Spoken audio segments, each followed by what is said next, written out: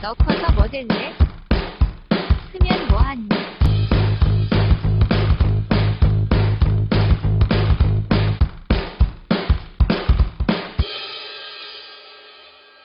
안녕하세요.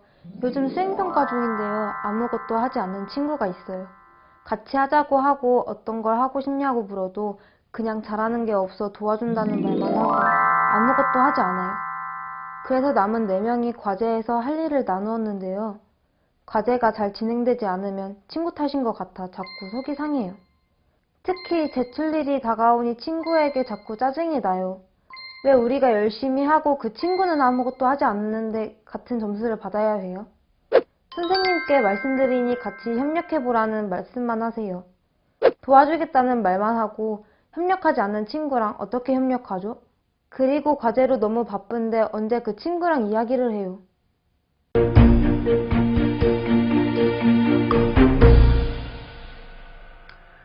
안녕하세요, 여러분.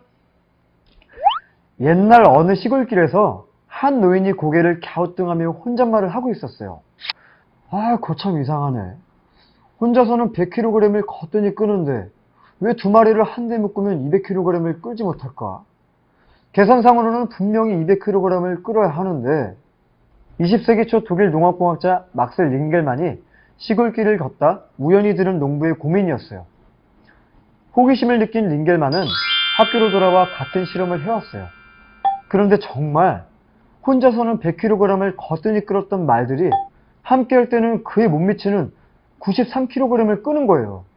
더 신기한 건 3마리가 함께 짐을 끌게 하니까 한 마리당 86kg 정도의 무게만 감당했고 8마리가 함께 짐을 끌게 하자 한 마리당 49kg 정도만 일했죠.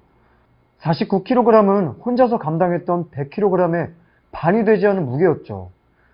1 더하기 1이 2가 아니라 2에 미치지 못하는 수로 줄어든 거죠.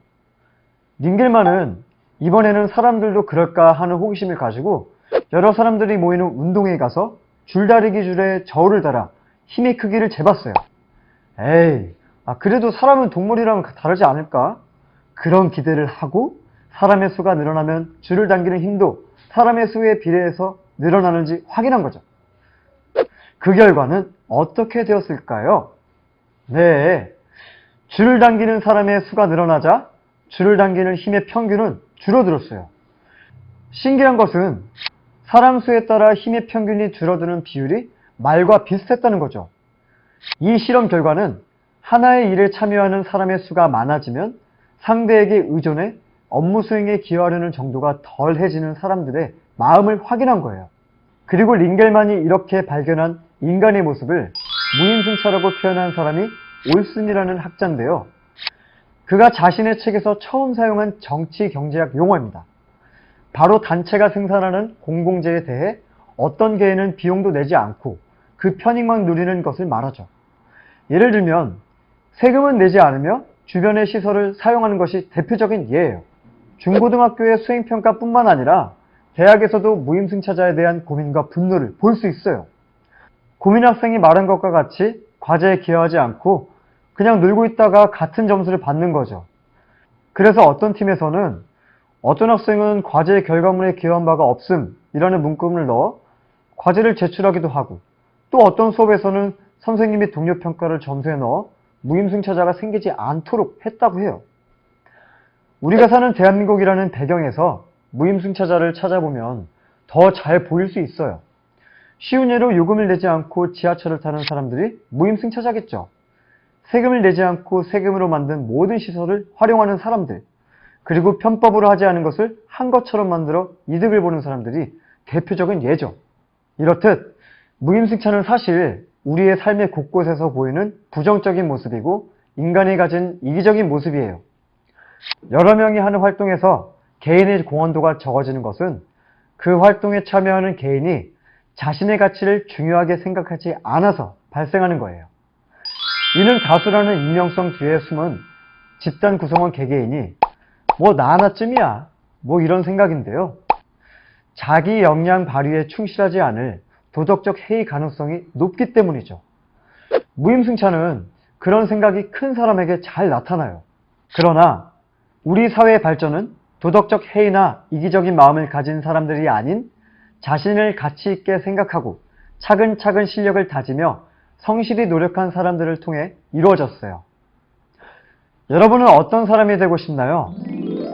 타인의 노력으로 만들어진 결과에 무임승차하면서 자신을 도덕적 해이를 가진 가치 없는 사람으로 만들고 싶나요? 아니면 당연히 할 일을 즐겁게 하면서 실력을 쌓고 자신의 가치를 확인하는 사람이 되고 싶나요?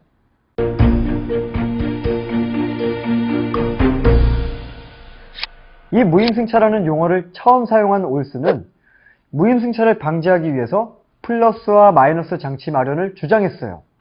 예를 들면 세금을 성실히 납부하는 사람에게는 포인트를 주거나 세금을 깎아주는 장치를, 세금을 내지 않는 사람에게는 세금보다 더 많은 벌금을 부과하거나 생활에 불편한 벌칙을 주는 거죠.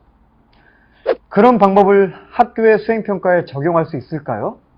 좀 어렵겠죠.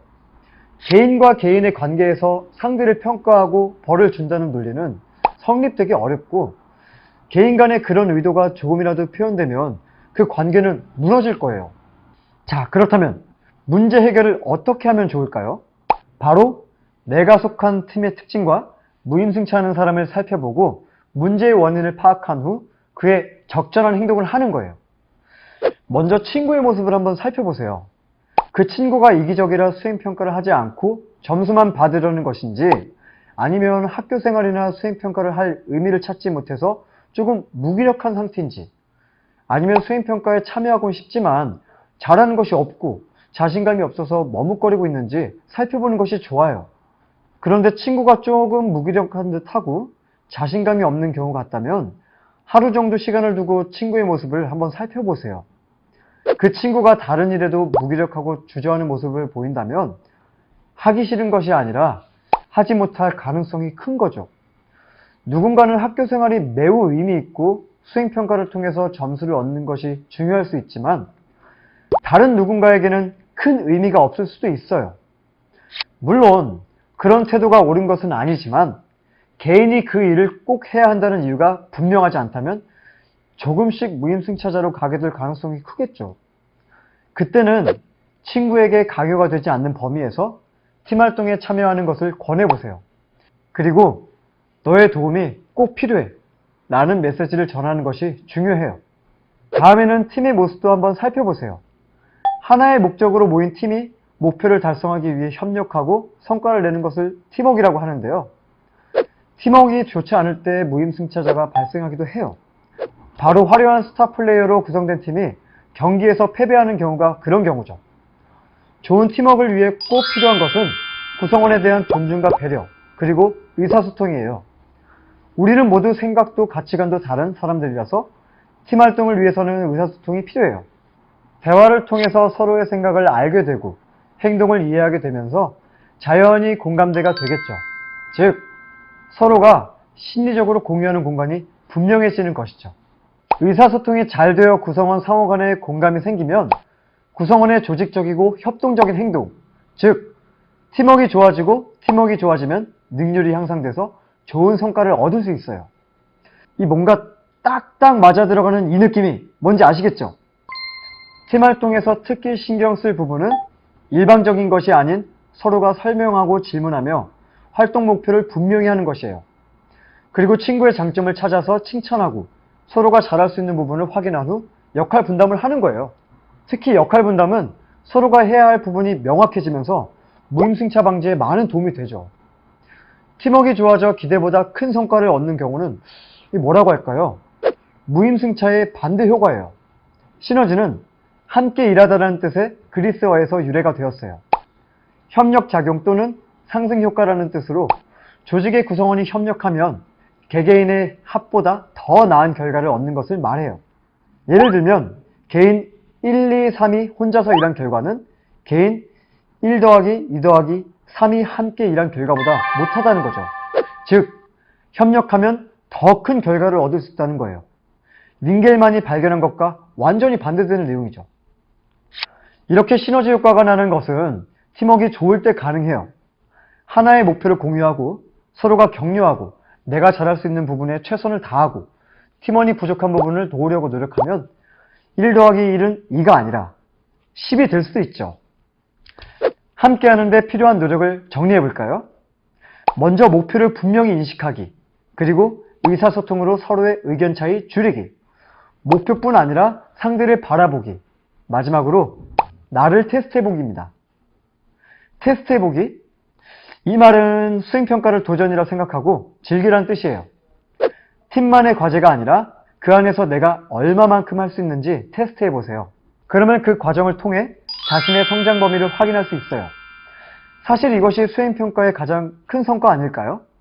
여러분 모두 이렇게만 노력한다면 친구들 모두 다 함께하는 과정이 즐겁고 좋은 결과를 얻을 수 있을 거예요.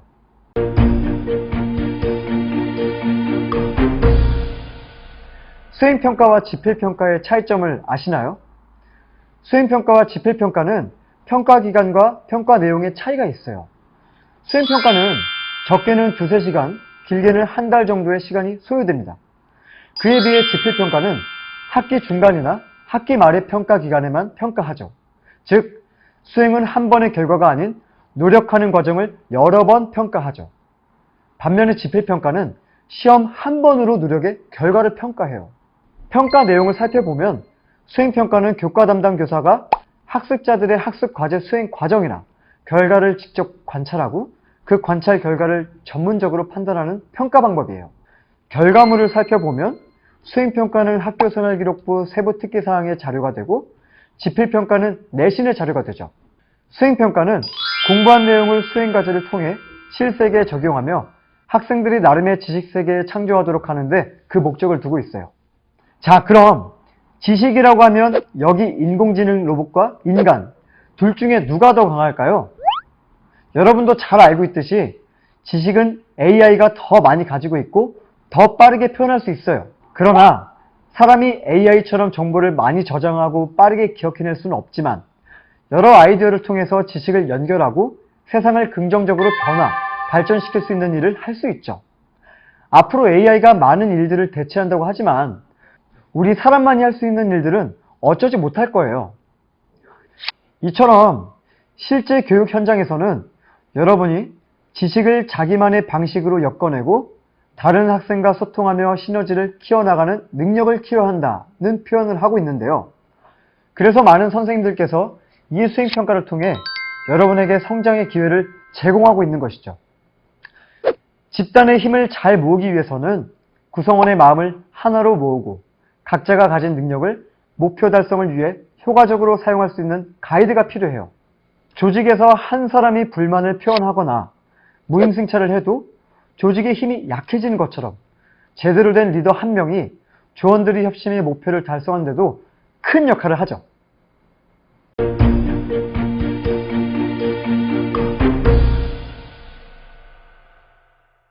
하나의 일에 참여하는 사람의 수가 많아지면 상대에게 의존해 업무 수행에 기여하려는 정도가 덜해지는 사람들의 마음을 무임승차라고 합니다. 이것은 링겔만이 찾은 집단 속에서 나 하나쯤은 하고 상대에게 의존하며 혼자일 때보다 일을 덜하고 공동체의 이익을 함께 취하려는 인간의 마음이었습니다. 그리고 올스는 그러한 인간의 모습을 무임승차자라고 표현했습니다.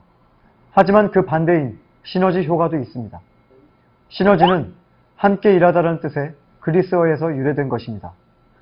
협력작용 또는 상승효과라는 뜻으로 조직의 구성원이 협력하면 개개인의 합보다 더 나은 결과를 얻는 것을 말합니다. 즉, 하나의 목표를 공유하고 서로가 격려하고 내가 잘할 수 있는 부분에 최선을 다하고 팀원이 부족한 부분을 도우려고 노력하면 1 더하기 1은 2가 아니라 10이 될 수도 있습니다. 그러기 위해 필요한 것은 상대를 배려하고 존중하는 마음과 의사소통입니다.